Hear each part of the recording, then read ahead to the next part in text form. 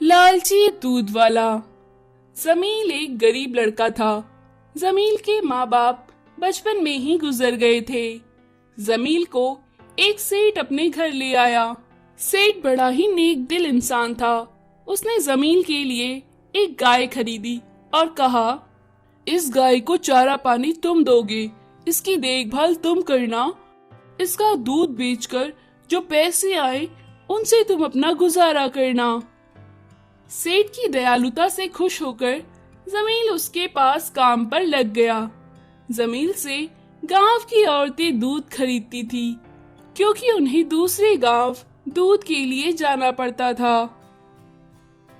उसी गांव में सलीम चाय वाला चाय बेचा करता था। जमील उसे भी दूध देता था। एक बार जमील ने सोचा, मैं दूध देता हूँ और ये मेरे दूध में ही चाय मसाला मिलाकर उसे बेचता है और मेरे से भी ज्यादा मुनाफा कमाता है। मैं महीने के बस 300 कमाता हूँ और ये 1000 से भी ज्यादा कमाता है। क्यों ना मैं भी अब से दूध में पानी मिला दिया करूँ। अब जमील दूध में पानी मिलाकर बेचने लगा। गांव की औरतें बोली, अरे जमील बाबू, दूध में इतना पानी डालते हो, सेठ से शिकायत लगानी होगी। तुम अब बहुत लालची हो गए हो, दूध में इतना पानी मिलाते हो। जमील बोला, मैं तुम्हें आज के बाद दूध नहीं बेचूंगा, ना लिया करो मुझसे दूध। जब दूसरे गांव जाना पड़ेगा तब पता चलेगा। इस पर वो औरत बोली, अच्छा तू ही दे देना दूध, आजकल तो हर जगह मिलावट है, दूसरे गांव कौन जाए दूध लेने के लिए। दूसरे गांव ना जाना पड़े इसलिए औरतें कुछ नहीं बोलती। सलीम चाय वाला भी चुपचाप जमील का पानी वाला दूध ले लेता।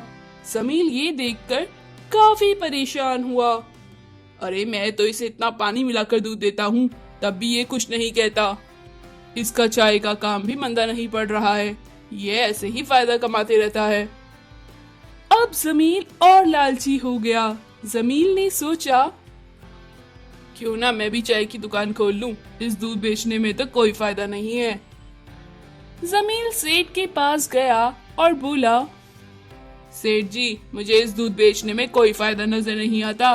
सलीम चाय वाले को देखो, वो चाय बेचकर मुझसे ज्यादा मुनाफा कमाता है। मैं भी चाय की दुकान खोलना चाहता हूँ।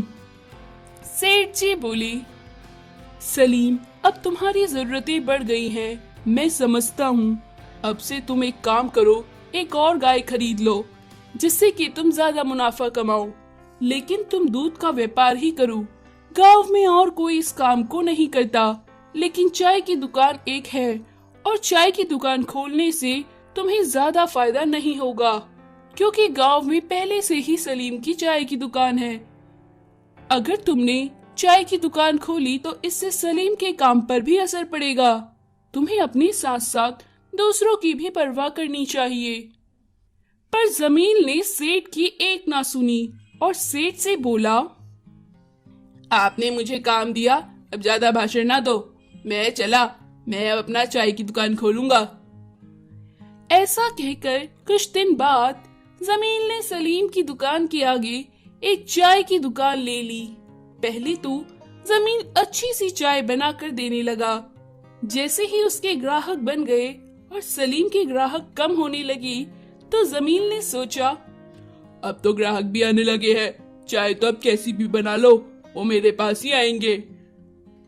ऐसा सोचकर अब जमील अच्छी चाय ना बनाता था, चाय में मिलावट करता।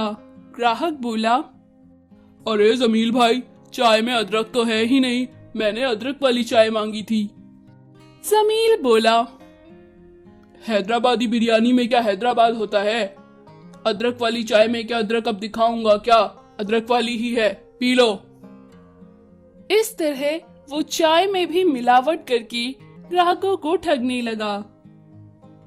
एक बार एक डाकू उसकी दुकान पर चाय पीने आया। वो डाकू चाय पीकर बोला, थू, अबे इतनी खराब चाय बनाई है, फिर भी तू मुनाफा कमा लेता है। चल तुझे मैं अपने साथ ले जाऊंगा, तू बड़ा खिलाड़ी है। जमील बोला, अरे अरे, मैं मिलावट कर सकता हूँ, लेकिन चोरी मर्डर नहीं कर सकता, मुझे माफ कर दो। डाकू उसे पकड़कर अपने साथ ले गया। कुछ दिन बाद डाकुओं के अड्डे पर पुलिस ने छापा मारा और उन डाकुओं के साथ पुलिस ने जमील को भी पकड़ लिया और जमील को जेल में डाल दिया। गरीब बच्चे।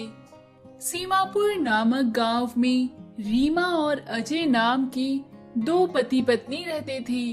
वो बहुत गरीब थे। उनके दो बच्चे थे, चिंकू और मिंकू।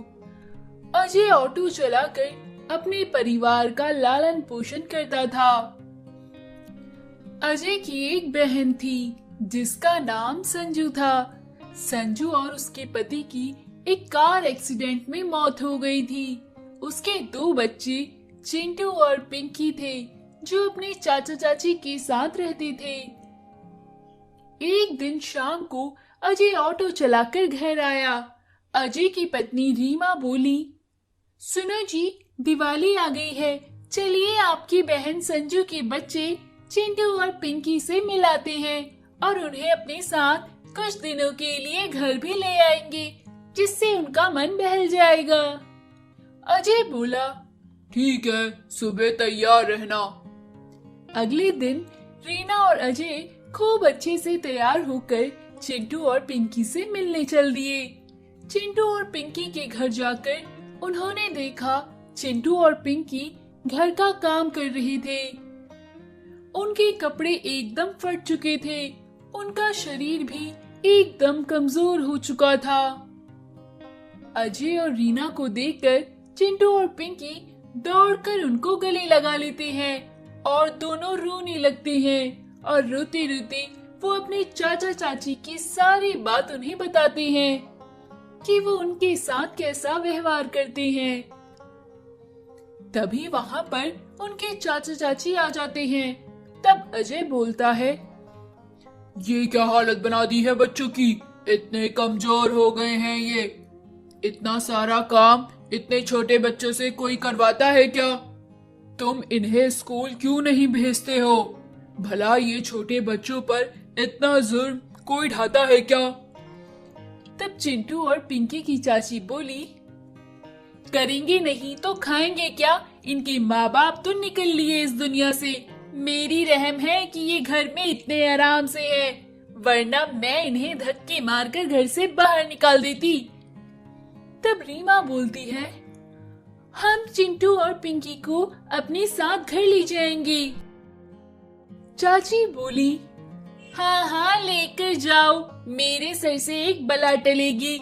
जब तुम्हारे वहाँ रहेंगे तब तुम्हें पता चलेगा कि दूसरों के बच्चों को पालना कितना कठिन है।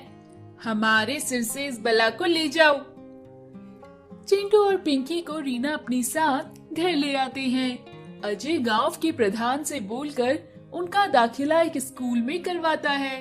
फिर सारे बच्चे सरकारी स्कूल में पढ़ने के लिए जाते हैं। फिर अचानक एक दिन चिंटू और पिंकी के चाचा चाची चिंटू और पिंकी को अपने साथ घर ले जाने के लिए आ जाते हैं। चिंटू और पिंकी अजय और रीना के गले से लिपट जाते हैं। हम नहीं जाएंगे, हमें नहीं जाना उनके वहाँ, वो हमें मारेंगे और हमसे काम भी करवाएंगे। तभी चिंटू की चाची बोली, नहीं नहीं बच्चों, अब मैं तुम्हारा ध्यान रखूंगी, तुम्हें अच्छे से स्कूल भी भेजूंगी। पर चिंटू और पिंकी जाने से मना करते हैं। तभी वहाँ गांव का प्रधान आता है और बोलता है, अजय, ये लोग बच्चों को अपने फायदे के लिए ले जाना चाहते हैं, क्योंकि तुम्हारी बहन संजू और उसके पति ने मरने से पहले बच्चों के नाम एफडी करा दी थी, जो कि उससे बहुत से पैसे मिलने वाले हैं। ये लोग उसी लालच में बच्चों को अपने साथ ले जाना चाहते हैं।